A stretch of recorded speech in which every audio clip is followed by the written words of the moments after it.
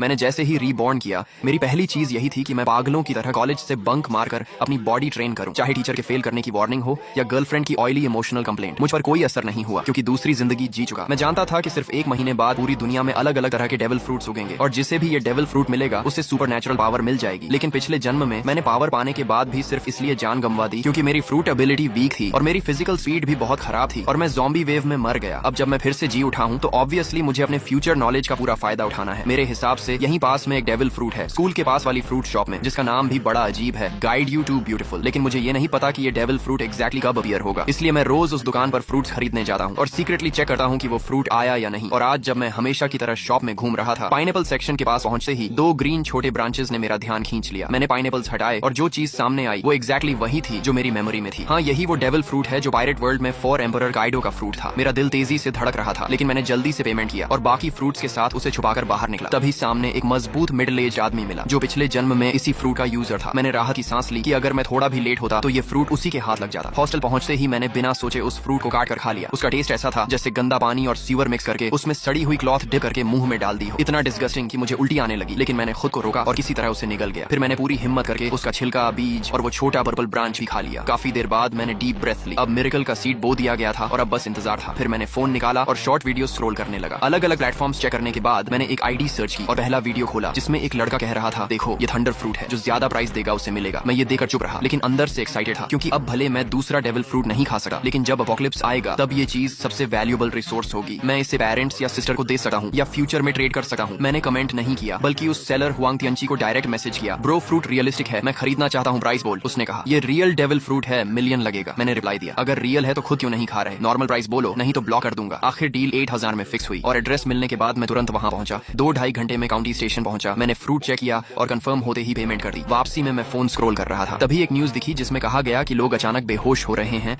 और उनके शरीर पर स्पॉट्स आ रहे हैं। एक्सपर्ट्स इसे न्यू फ्लू बता रहे थे, लेकिन ये वही साइन था जो पिछले जन्म में अपोकलिप्स से पहले आया था। मैं तुरंत हॉस्टल भागा और पैक्ड सामान लेकर निकलने लगा। तभी पीछे से चीख सुनाई दी और कई लोग गिरने लगे, उनके शरीर पर स्पॉट्स आने लगे। अचानक प्रेशर आया और सब फ्रीज हो गए। फिर जो बेहोश थे वो म्यूटेट होकर ज़ॉम्बीज बन गए और डॉर्म्स से बाहर भागने लगे। इस केओस में मुझे अपने अंदर ब्लड लाइन पावर एक्टिवेट होती महसूस हुई। मेरा शरीर ट्रांसफॉर्म होने लगा, स्किन पर ड्रैगन स्केल्स आए, सिर पर हॉर्न्स और हाथ क्लॉज बन गए। मैं बीस्ट फॉर्म में बदल गया। अब मेरी स्ट्रेंथ, स्पीड, डिफेंस, रिकवरी सब बढ़ चुकी थी। तभी 2 ज़ॉम्बीज ने मुझ पर हमला किया, लेकिन मैंने उन्हें तुरंत उड़ा दिया। फिर एक और ज़ॉम्बी आया जिसे मैंने फायर ब्रेथ से खत्म कर दिया, लेकिन इससे मेरी स्टेमिना काफी कम हो गई क्योंकि डेविल फ्रूट पावर स्टेमिना पर डिपेंड करती है। मैं काइडो जैसा मॉन्स्टर नहीं था, इसलिए पूरी पावर यूज नहीं कर सका था।